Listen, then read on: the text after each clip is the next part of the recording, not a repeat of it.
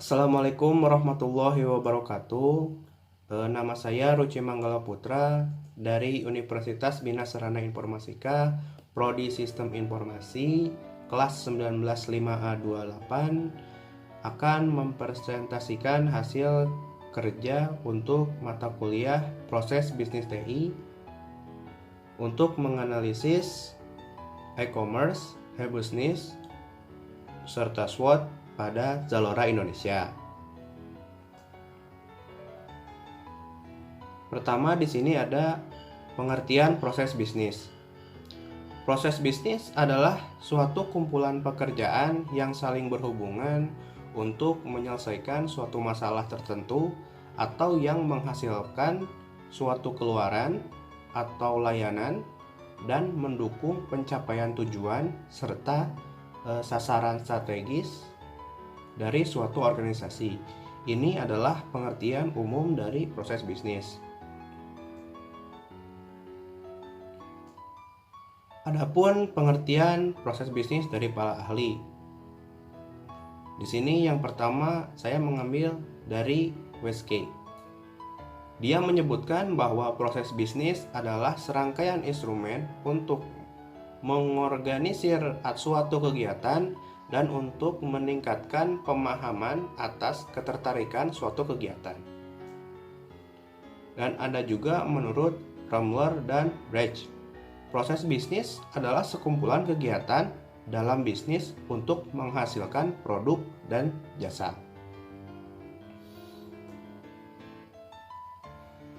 Adapun pengertian e-business dan e-commerce.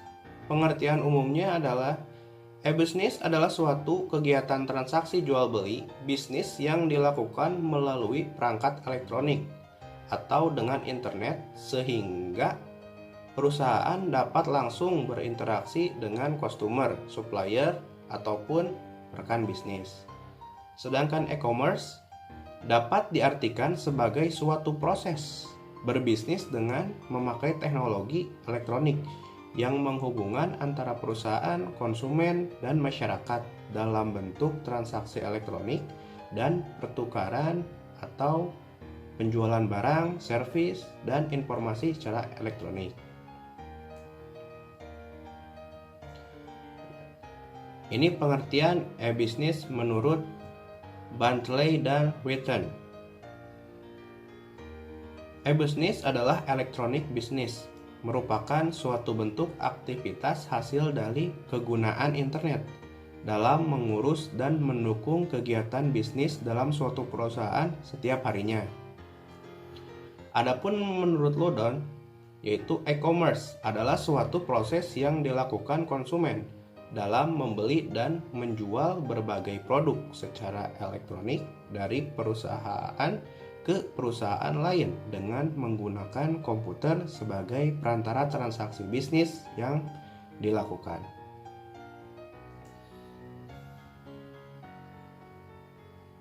Sekarang saya akan menjelaskan analisis Zalora Indonesia terutama.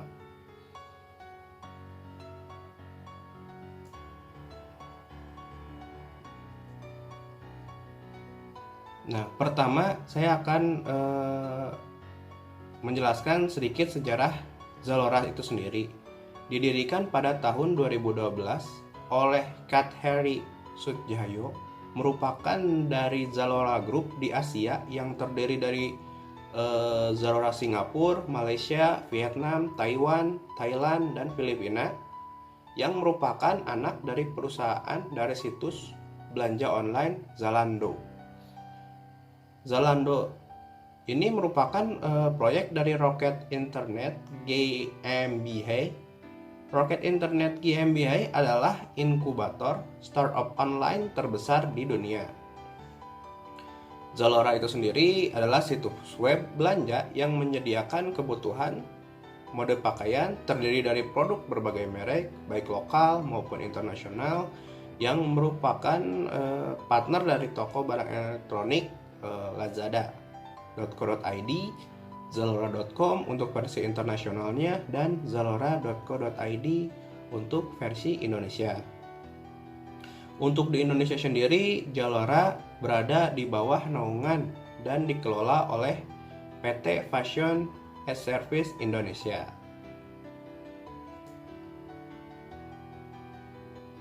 Di sini ada visi dan misi Zalora. Pertama, visinya. Visi Zalora Indonesia itu menjadi portal media perdagangan online terbesar dan terpercaya di Indonesia. Untuk mencapai visi tersebut, Zalora Indonesia pun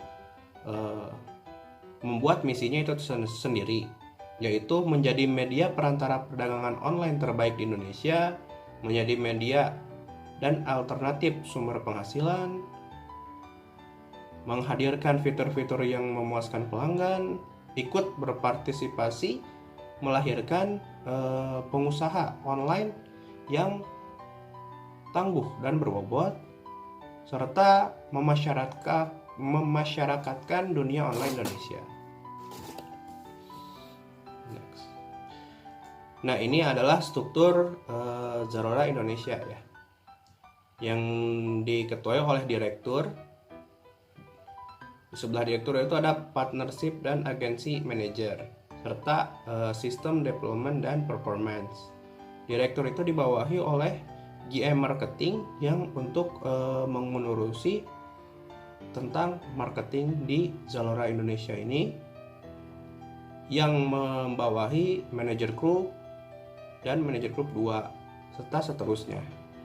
Ada pula GM operasi yang membawahi GM manager yang berfungsi untuk mengatur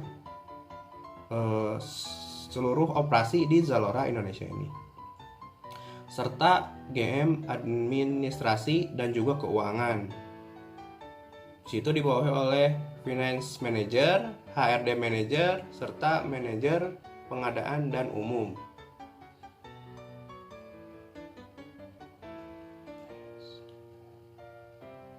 Bisnis proses manajemen. Di sini proses manajemen itu dibagi menjadi 3, yaitu bisnis proses operasi, informasi, dan juga manajemen. Untuk bisnis proses operasi yaitu uraian prosedur dan aturan-aturan demi terlaksanakannya sebuah bisnis. Untuk proses informasi berfungsi untuk melakukan pencatatan data, pemeliharaan data, dan penyajian informasi. Selanjutnya untuk manajemen, proses manajemen yaitu melakukan perencanaan, pengendalian, dan evaluasi menggunakan proses operasi dan proses informasi sebagai masukan untuk mengembangkan sebuah perusahaan tersebut. Di sini adalah proses bisnis manajemen, operasi, informasi, dan manajemen di Zalora Indonesia ini. Untuk proses operasi di Zalora Indonesia ini yaitu operasi penyediaan stok barang, operasi pemesanan, penerimaan pembayaran, pengemasan barang, dan juga pengiriman barang. Untuk proses informasinya, di situ ada pencatat barang, mencatat pemesanan, mencatat data pengiriman, mencatat komplain atau masukan, mencatat dan data kegiatan barang, serta proses informasi lainnya. Untuk manajemennya ada perencanaan, pelaksanaan, pengawasan, serta penilaian.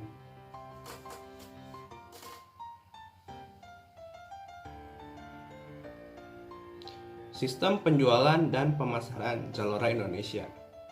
Sistem penjualan yang ditetapkan oleh Zalora Indonesia adalah B2C atau Business to Customer, di mana target penjualan mereka adalah individu. Sistem penjualan pada Zalora Indonesia yakni ingin memberikan pengalaman yang berbeda dari pembelian secara fisik. Aktivitas penjualan ini berada di bawah tanggungan dari General Manager Marketing atau pemasaran.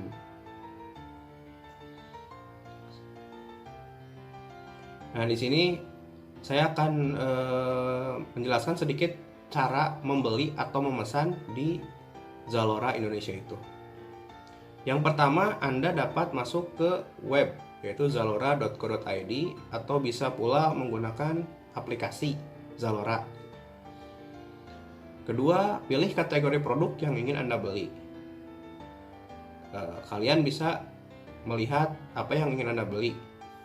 Lalu pada halaman produk, pilih ukuran yang Anda inginkan, lalu klik beli untuk memasukkan barang ke dalam tas belanja. Jika sudah menentukan barang yang ingin dibeli, lalu klik lanjut ke pembayaran untuk melakukan transaksi. Nah, di sini sebelum Anda melakukan transaksi, Anda akan diarahkan ke halaman login atau daftar. Jika Anda sudah memiliki akun Zalora, Anda bisa memilih login. Tetapi jika Anda belum memiliki akun, Anda bisa membuatnya dengan cara mengklik lanjutkan. Di halaman selanjutnya setelah login, Anda akan menemukan 3 kolom yang wajib diisi. Kolom pertama adalah data pelanggan, yang di situ ada alamat pengirim, isikan data dan alamat tujuan pengiriman pesanan Anda. Nomor kedua adalah metode pembayaran. Pilih metode pembayaran yang Anda inginkan. Bisa cash on delivery, transfer ke rekening bank, ataupun kartu kredit. Serta selanjutnya kolom ketiga adalah konfirmasi pesanan. Ya, di sini pastikan barang yang Anda ingin pesan sudah sesuai dengan kebutuhan Anda. Setelah itu, Anda memastikan bahwa semua isian sudah lengkap dengan benar, klik bayar. Pembayaran Anda akan langsung diproses dan Anda bisa menunggu email notifikasi dari zalora.co.id.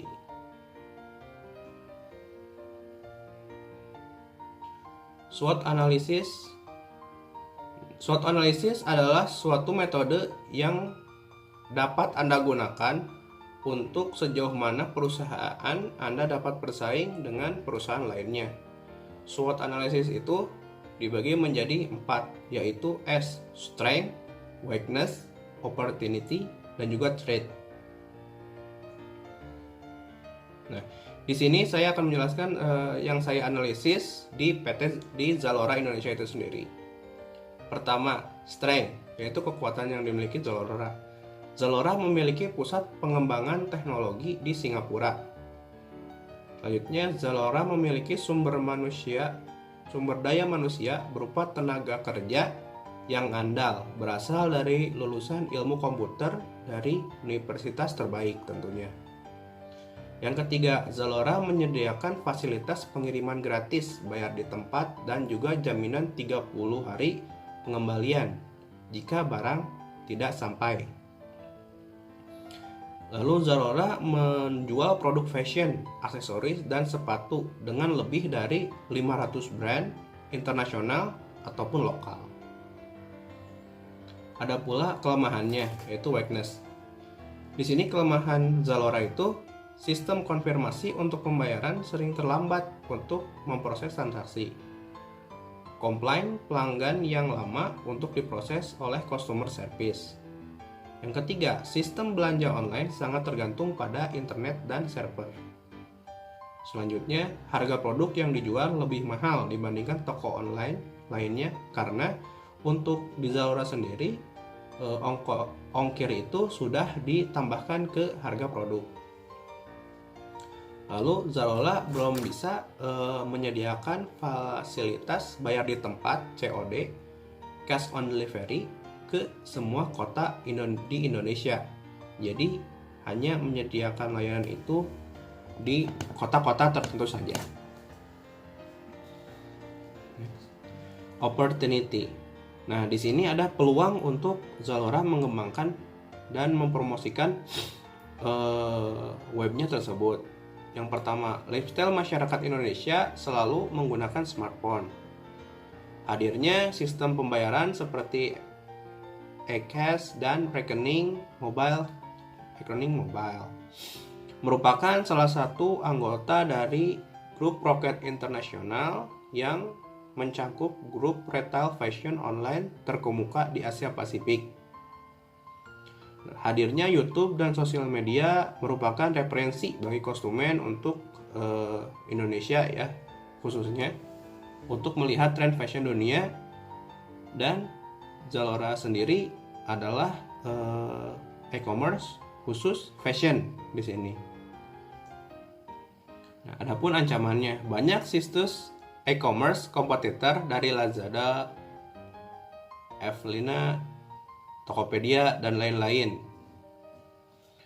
Kedua, perusahaan logistik seperti JNE dan Tiki atau apapun perusahaan logistik itu karena terkadang memberikan ancaman seperti ketika pengiriman barang, lalai dalam pengiriman barang sehingga barang itu rusak. Selanjutnya adalah konsumen yang merasa tidak puas terhadap barang yang diberikan. Selanjutnya ada krisis ekonomi.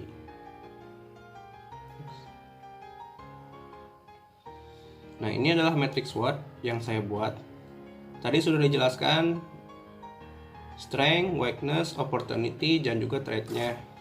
Nah, di sini ditambahkan SO untuk di matrixnya, strength, opportunity-nya memanfaatkan pusat pengembangan teknologi yang ada di sini. Kita mengikut sertakan karyawan untuk promosi produk, bisa di sosial media ataupun di lingkungan tempat tinggal karyawan tersebut. Selalu update. Selanjutnya, memperkenalkan brand lokal ke luar negeri. Adapun strength trade-nya, bekerja sama langsung dengan perusahaan logistik. Fokus memproduksi produk fashion. Memberikan pelatihan ke karyawan. Ada pula di sini weakness opportunity, sistem konfirmasi tidak hanya melalui web, tetapi bisa melalui SMS ataupun email seperti itu. Membangun kantor perwakilan di setiap daerah agar gampang untuk melaporkan apapun yang terjadi di daerahnya masing-masing. Menurunkan harga produk dengan seleksi brand.